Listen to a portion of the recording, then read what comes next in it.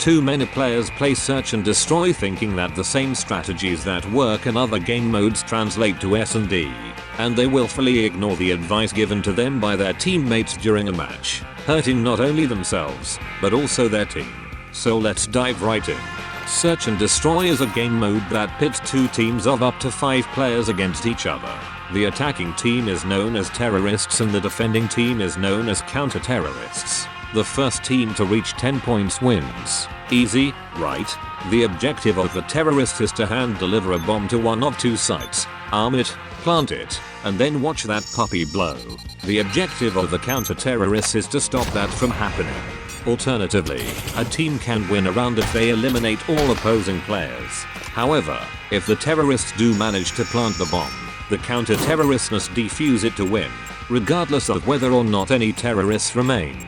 So when you find yourself on T side, think about whether you and your team intend to plant the bomb or simply exterminate the enemy team. S&D phases start with what is known as pistol rounds. In these rounds, you start with only $900. No rifles today, kiddies. Pistol rounds are a great way to not only secure that W early on, but to also boost your economy in future rounds. Because of game mechanics, the winners of the pistol round will have more money than the losers in the round that follows, giving them a distinct advantage. So if you are only good with shotguns, SMGs, or rifles, too bad. It's time to broaden your horizons and let the John Wick within you out. Popular pistol choices include the revolver, Desert Eagle, and the Glock 18C. And now that we are talking about pistols, we should talk about their strengths and their weaknesses. First on our list is the revolver. This thing has not only style, but also the fastest time to kill of all pistols currently in the game. And did I mention that it takes only 2 body shots to kill someone? This thing is a fucking beast, limited only in how long it takes you to reload it. It does arguably have the highest skill floor though, so this is something to consider when picking it. Next is the Desert Eagle, aka the handgun for people who cannot use the revolver. Don't worry though, it's still pretty good. It's big, chrome, and easy to reload. However, this particular gun takes 3 body shots to kill, so against an equally competent player, the revolver will win every time. And both the revolver and the Desert Eagle have one-shot headshot potential. So if you can nail your headshots regularly, which you probably can't, then the Desert Eagle is conceivably better. But if you are that good, you may as well use the revolver anyway. Last on our list of noteworthy pistols is the Glock 18C. This thing is great if you lack the discipline to shoot slowly with either the revolver or Desert Eagle. It's also pretty good in close quarters combat. With the large magazine capacity, rate of fire, and firing mode selector, it's practically an SMG, but a shitty one at that. And the fact that it's so cheap makes it a great way to save some cash and still be competitive, especially if your team loses that round. All other pistols are more or less a wash and you should not buy them unless you either have a death wish or want to look stupid. And for the love of God, do not buy the Tech 9. Just don't fucking do it. Last, if you want to be super cheeky, buy basic armor and then ask a teammate to buy you your handgun of choice.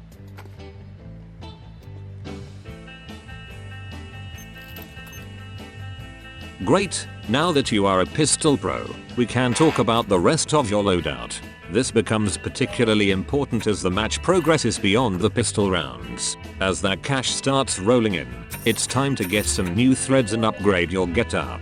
Your most valuable purchase at this point, and I cannot stress this enough, is to buy armor, preferably the one that comes with the helmet. If you aren't used to wearing a helmet yet, it's time to learn. Do you want to be domed in the fucking skull? I didn't think so. And armor doesn't only increase your survivability, but also the survivability of the entire team. It is all too often not worth Ramboing it. So don't be silly, wrap your head in a Kevlar helmet that keeps you from being one-shotted by many of the most popular weapons that the enemy team will be shooting at you with. By the way, you can see the integrity of your armor and whether or not you still have your helmet by looking at your watch. Pretty cool if you ask me.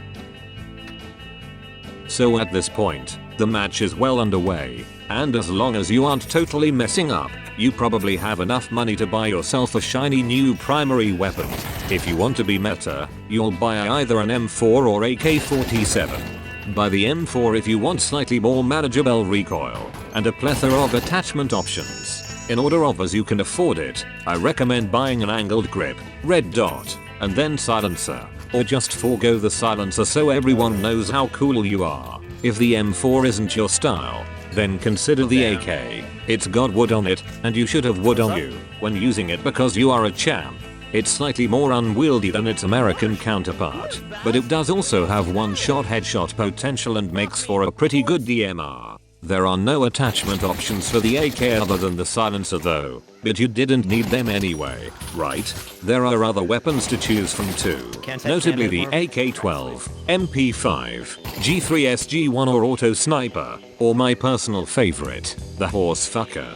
These weapons, like the M4 and AK, all have their trade-offs, and it is up to you as a 200 IQ S&D player to determine what works best for you. Of course, you can stick with a pistol for as long as you like, saving money into later rounds for larger purchases. It is not uncommon for a competent player to use a pistol for 2 or even 3 rounds before swapping out. Now that armor and guns are taken care of, let's talk utilities. If you find yourself rolling in fat stacks, you will definitely want to buy clippers, grenades, or both. There is nothing more sad than killing all the terrorists to find that you only have 4.20 seconds to defuse a bomb. I don't care how good you think you are, no one can defuse in 4 seconds without help. This is where clippers come in. These bad boys will stop that countdown faster than you can say trouble in terrorist town. And for less than $1,000, who can argue with their value? And if you are particularly sneaky, you can sometimes even sneak into a protected bomb site and stealth defuse that shit. I think you can see now that clippers are pretty dope. Grenades, and I will not sugarcoat this for you, are pretty fucking hard to use well. Not only does using grenades require you to stow or set down your weapon, but there are no guarantees. In fact, small-wristed players will frequently either frag or flash themselves or their fellow teammates. So if you decide to mess with these guys, just be careful. Consider practicing throws across the map, over buildings, or even bouncing them around corners for extra victory.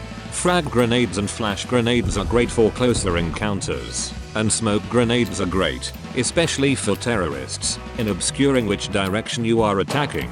Plus, smoke grenades can't hurt you, so blow fat clouds until your heart's content.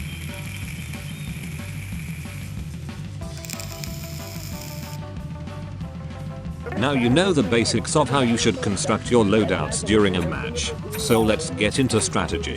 First of all, talk to your team. Develop a strategy during the round countdown timer and stick to it, while also being flexible enough to adapt on the fly if shit hits the fan. As a pro tip, don't announce your plans from next round when you're dead, as all players get pushed into the same voice lobby once eliminated. You can also do this neat trick where you can talk to your team from anywhere on the map when you bring either hand up to your ear and press the trigger. It's called a radio. Be careful though, nearby enemies can also hear whatever you say over the radio. It's just like real life, and if you can think of it like that, you will have no problem. This leads us into the next best thing to ensure you survive until the rounds end. It's called using your ears. Too often do players walk into their own executions by stomping around all over the map and then getting shot dead by the player who was listening for footsteps and aiming in the direction of the person making a bunch of noise. Oh, and if you see a teammate ahead of you being sneaky, don't alert enemy players to their position by running up on them like a slow brain. If they are sneaking, they are probably doing so for a reason, and you should respect that. In fact, the best thing you can do for them at that point is to probably match their speed as best you can and be ready to shoot the enemy team in case they die. With respect to how many people should go where and when, there is no real strategy to picking. All I can say is, play lanes on maps that you think you are good with, and regularly practice the ones you think you are not so good with. Anyone who tells you that there is one best way to get a bomb to a site is a liar, and you should call them a liar. Also pay special attention to contact points on maps. These are areas in which players from both sides are very likely to meet each other head to head. Unless rushing, be careful not to make yourself too exposed to enemy fire, and always remember to check your corners. Oh, and try to listen for enemy chatter or footsteps as you approach these zones. With practice, that auditory information will inform your decision of if and how you push forward.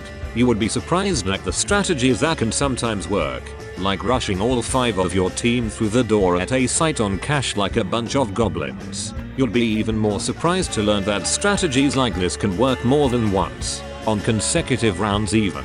So yes, while some paths carry more risk with them than others, working as a team is the #1 most effective thing you can do to get that fat W.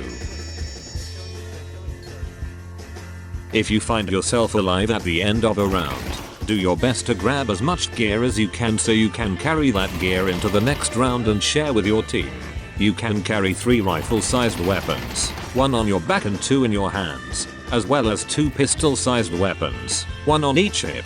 Don't forget to also grab grenades if the opportunity presents itself. Surviving a round also leads to what I call survivor's benefits. This is when you survive a round with all your gear and you are spared from having to rebuy next round.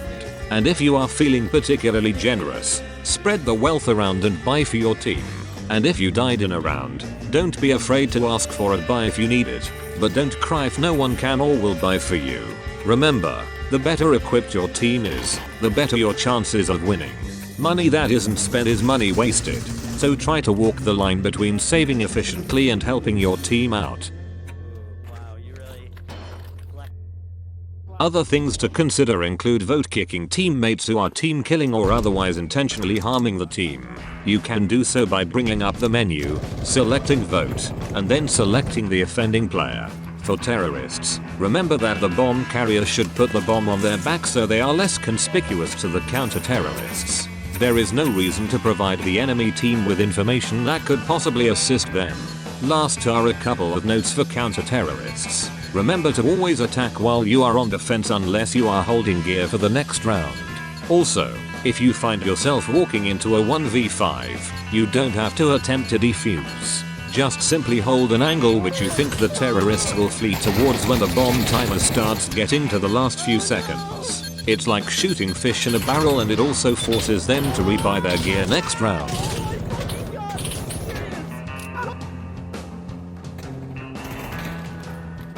Well, there you have it. This has been everything you need to know to get good at search and destroy.